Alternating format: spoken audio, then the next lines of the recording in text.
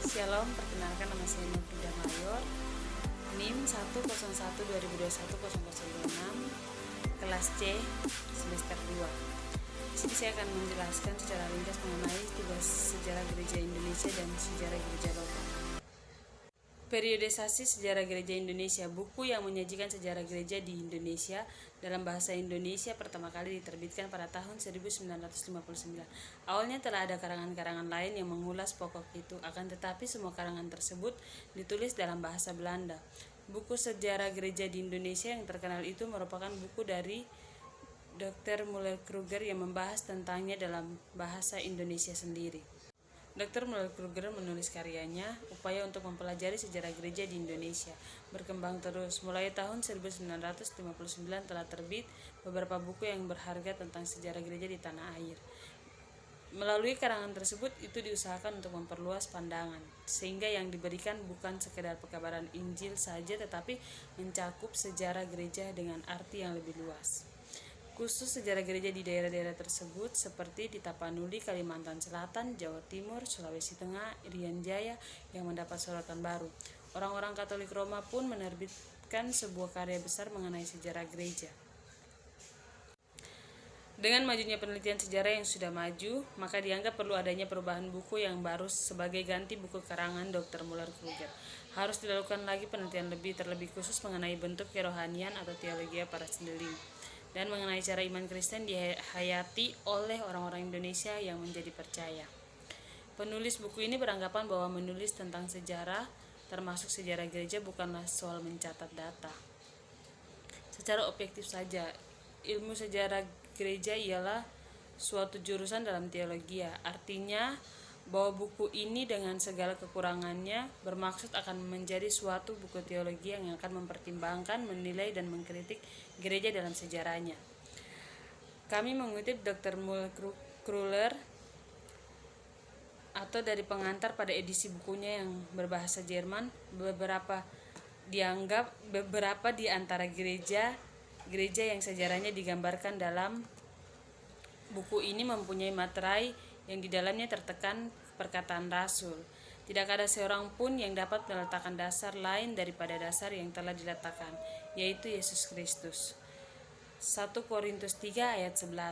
Itulah yang dipanggilan yang telah sampai kepada mereka. Jika sejarah gereja hanya melihatkan para pendatang, yang dimaksud pendatang di sini adalah pekabar Injil. Dan sejarah gereja harusnya meliputi bidang-bidang lebih banyak dari para pekabaran Injil. Ada ibadah, ada organisasi gereja, ajaran gereja, kesalehan hati, ada pula kelakuan orang Kristen terhadap saudara dan terhadap dunia sekitarnya. Usaha ini dalam sejarah mereka barangkali masih bersifat biasa dan kurang matang, namun itu adalah usaha mereka sendiri. Telah mereka dengar panggilan firman yang diterima dalam 1 Tesalonika ayat 1-6. Jika hal itu terjadi, maka terjadilah gereja dan mulailah sejarah, yaitu sejarah suatu jawaban. Telah dikatakan bahwa sejarah gereja adalah sejarah panggilan Tuhan dan sejarah jawaban yang diberikan manusia kepada panggilan itu. Akan tetapi jawaban atau cara tidak selalu sama bentuknya. Panggilan itu berbeda. Lain panggilan seperti yang telah dibawa oleh golongan CMA. Lain yang disampaikan oleh katakanlah Rheinische Mission. Jawaban lain seperti yang diberikan di kalangan gereja Jawa Tengah, lain yang disampaikan oleh anggota-anggota HKBP. Masing-masing gereja menunjukkan keragaman tersendiri. Ada pula faktor dalam masing-masing lingkungan yang menentukan bentuk keragaman tersebut. Dapat kita sebut bahwa panggilan itu bentuk dari latar belakang yang sendeling, oleh kebudayaan negeri asalnya, oleh hubungan politik negeri asal itu dengan daerah yang dimana ia mengabarkan Injil, atau kolonialisme. Kami berpendapat bahwa yang menentukan permulaan sejarah gereja di Indonesia ialah saat pelayanan baptisan pertama kepada seorang Indonesia. Dengan adanya orang-orang yang dibaptis, maka ada gereja. Bagi Protestan tidak usah menjadi soal bahwa yang pertama kali melayangkan baptisan di Indonesia adalah orang-orang Katolik. Mereka membaptis orang dalam nama Allah Bapa, Anak, dan Roh Kudus, dan baptisan itu adalah sah. Oleh karena hal-hal tersebut, kami beranggapan bahwa sejarah gereja di Indonesia telah mulai pada abad ke-16. Akan tetapi, orang-orang Portugis menetap di wilayah Indonesia atau Ternate pada tahun 1522. Maka kita boleh menduga bahwa baptisan pertama dilayangkan tidak lama kemudian. Dari beberapa gereja yang lain ada yang menghitung sejarah dari menetapnya para pekabar Injil di tengah daerahnya. Misalnya seperti HKBP. Ada juga yang menetapkan tanggal terbentuknya sinode yang berdiri sendiri sebagai tanggal kelahirannya. Itu terjadi di GMP dan GMIM.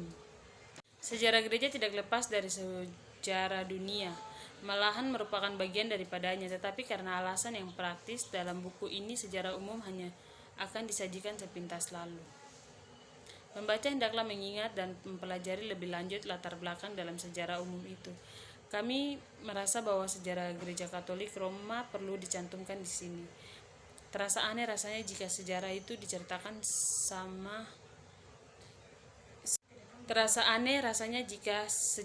diceritakan sampai datangnya VOC. Lalu hilanglah gereja itu dari pandangan kita. Hanya dalam pasal-pasal mengenai masa 1800 sejarah GRK dan gereja Protestan di setiap daerah dibahas bersamaan. Bagi periode setelah tahun 1800, kami menganggap lebih baik membahas sejarah GRK dalam beberapa pasal tersendiri. Kelompok Protestan di luar lingkungan DGI akan diberi perhatian juga. Akan tetapi kepada sumber-sumber di sini untuk memungkinkan.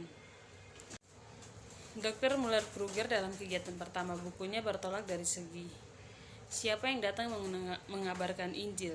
Dengan demikian diperoleh periodisasi sebagai berikut: 1520 sampai 1605 zaman misi Katolik Roma, 1605 sampai 1800 zaman sending VOC, 1800 sampai 1940 zaman sending oleh lembaga-lembaga pekabaran Injil.